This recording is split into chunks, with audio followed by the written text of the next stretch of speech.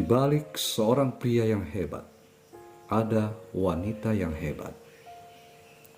Barangkali ungkapan itulah yang dengan tepat menggambarkan Beata Juana, ibunda dari Santo Dominikus de Guzman, pendiri Ordo Tuarta. Wanita ini dikaruniai faras menawan dan akal yang terdidik, ditambah pula dengan kesalehan yang kokoh dan semangat untuk melakukan karya amal kasih. Catatan sejarah tentang Juana amat sedikit. Kita tidak mengetahui persisnya kapan ia lahir, kapan ia meninggal, dan detail kehidupan sehari-harinya. Akan tetapi, dari sedikit kisah tentang dirinya yang diketahui, dan dari pribadi Santo Dominikus sendiri, kita mengenal Beata Juana sebagai wanita yang murah hati, bijaksana, periang, dan selalu percaya kepada kebaikan Allah. Juana lahir di Azza antara tahun 1135 hingga 1140. Ayahnya adalah Garcia Garces, kepala rumah tangga, pengasuh, sekaligus guru privat untuk Raja Alfonso ke-9.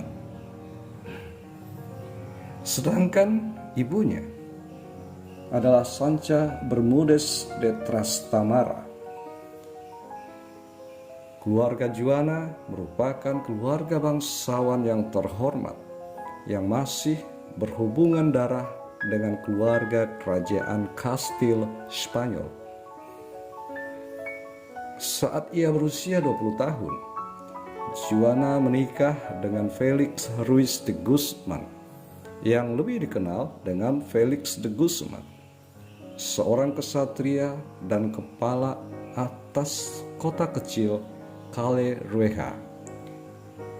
Di sana mereka tinggal dan memiliki 3 anak laki-laki, yaitu Antonio, Manes, dan Dominikus. Yang tertua, Antonio, menjadi imam kanon Santo Yakobus yang membaktikan diri untuk melayani para peziarah dan orang sakit yang berkunjung ke makam Santo Dominikus de Silos, seorang rahib Benediktin. Putra kedua, yaitu Manes, juga menjadi imam, yang di kemudian hari ia mengikuti Santo Dominikus sebagai salah seorang Dominikan yang pertama dan turut dibeatifikasi. Dengan kedua putranya dibaktikan untuk melayani Allah, keluarga Guzman tidak memiliki pewaris. Maka Juana pun pergi ke makam Santo Dominikus de Silos dan berdoa novena memohon keturunan lagi. Pada hari ke-7 novena, Sang Santo menampakkan diri kepada Juana dan mengatakan bahwa doanya telah didengar dan Juana akan mengandung dan melahirkan seorang putra yang kelak disebut sebagai cahaya gereja dan ditakuti oleh kaum sesat. Sebagai ucapan syukur, Juana berjanji bahwa anaknya akan dinamakan sesuai nama santo tersebut. Rupanya, sang rahib Benediktin tidak hanya melindungi kelahiran kanak-kanak Dominikus, ia juga membiarkan nama besarnya disandang oleh Dominikus de Guzman, bahkan hingga memudarkan namanya sendiri. Kelahiran Dominikus, si anak bungsu, diiringi oleh beberapa tanda ilahi yang menggambarkan masa depannya. Pertama, saat hamil, Juana bermimpi bahwa ia melahirkan seekor anjing berbulu hitam dan putih yang di moncongnya terdapat setangkai obor. Anjing tersebut berlari mengelilingi bola dunia. Obornya menyalakan seluruh dunia, tetapi bukan dengan api yang meluluh lantakkan, melainkan dengan api yang memurnikan dan menerangi. Tanda kedua adalah tanggal lahir Dominikus, yang menurut tradisi jatuh pada tanggal 24 Juni, yakni pada pesta Santo Yohanes Pembaptis. Seperti sang pendahulu Tuhan, nampaknya Dominikus kecil memang telah digariskan untuk menjadi suara yang berseru-seru di padang gurun dan meluruskan jalan bagi banyak orang melalui ordo yang dipimpinnya. Kemudian, saat Dominikus baru berusia beberapa minggu, Juana dan Felix membawanya ke biara di Silos untuk mempersembahkannya kepada Allah sebagai pemenuhan nazar novena yang telah dikabulkan. Pada waktu imam membalikkan badan untuk mengucapkan Dominus Vobiscum, pandangannya tidak sengaja jatuh kepada bayi Dominikus, dan dari mulutnya terucap kata-kata Ecce Referator Ecclesia, yang artinya lihatlah sang pembaharu gereja. Sadar akan kekeliruannya, imam itu cepat-cepat mengulang bagian teks yang dimaksud. Tetapi 3 kali kata-kata yang sama keluar dari mulutnya. Inilah tanda ketiga yang konon menubuatkan jalan hidup Dominikus. Juana memahami bahwa pendidikan iman anak dimulai dari keluarga, ditambah dengan kenyataan bahwa pada waktu itu tidak ada sekolah di Caleruega. Maka ia sendirilah yang mengurus pendidikan Dominikus kecil pada tahun-tahun awalnya. Ia mengajarkan Dominikus kata-kata manis Salam Maria, serta menumbuhkan kecintaan yang besar kepada Sang Ratu Surga. Deposi ini begitu dalam mengakar di hati Dominikus, dan kelak ia gunakan sebagai kunci untuk membuka pintu surga bagi banyak jiwa-jiwa. Dari sini pula kita dapat dengan aman menyimpulkan bahwa dari ibunya itulah Dominikus belajar nilai-nilai belas kasih dan kesalehan Kristiani.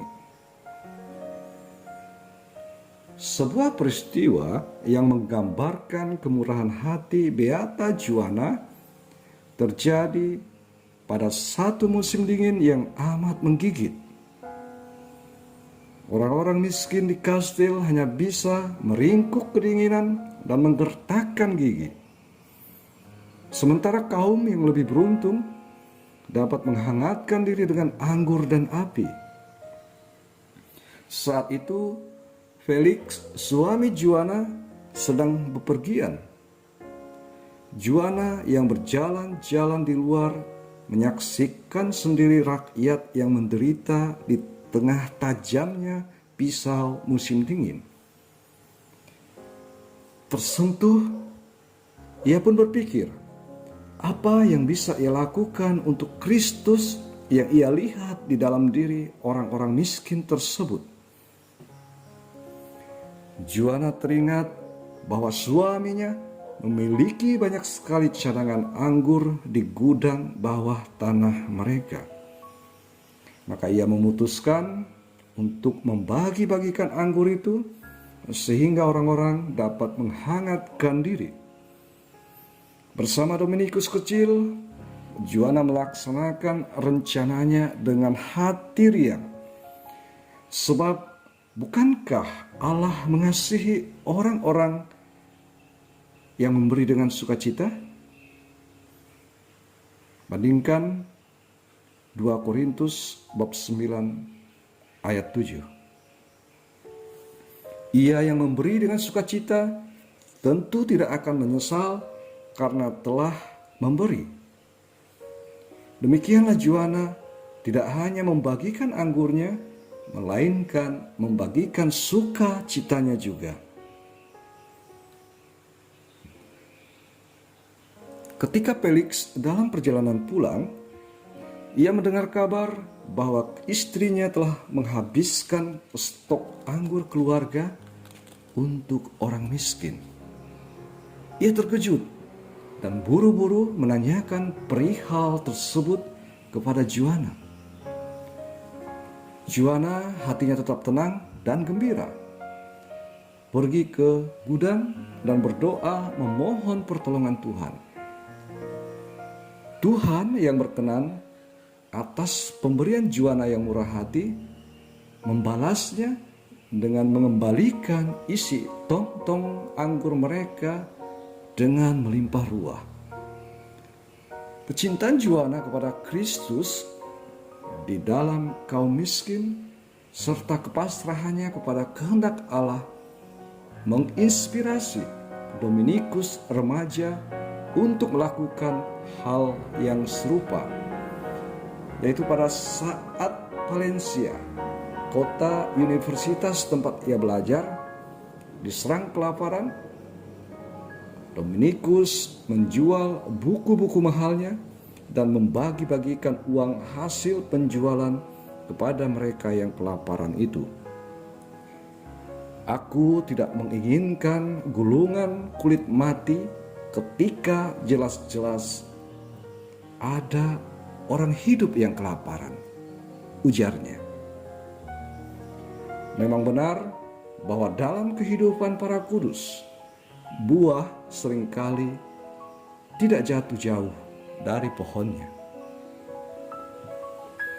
Saat Dominikus menginjak usia 7 tahun, Juana mempercayakan pendidikan putranya kepada Gumiel de Izan, seorang imam yang juga paman dari Dominikus.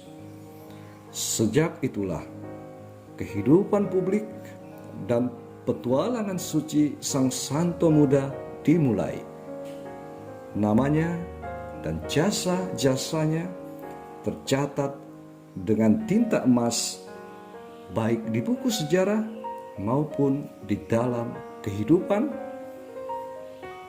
ordonya dan jiwa-jiwa banyak orang yang dimenangkannya bagi Kristus. Juana meninggal antara tahun 1185 sampai 1194 ketika Dominikus sedang belajar di Universitas Valencia. Ia dimakamkan di gereja parokinya di Caleruega. Namun di kemudian hari jenazahnya dipindahkan ke Peñafiel. Ia dibeatifikasi oleh Paus Leo ke-12 pada tahun 1828.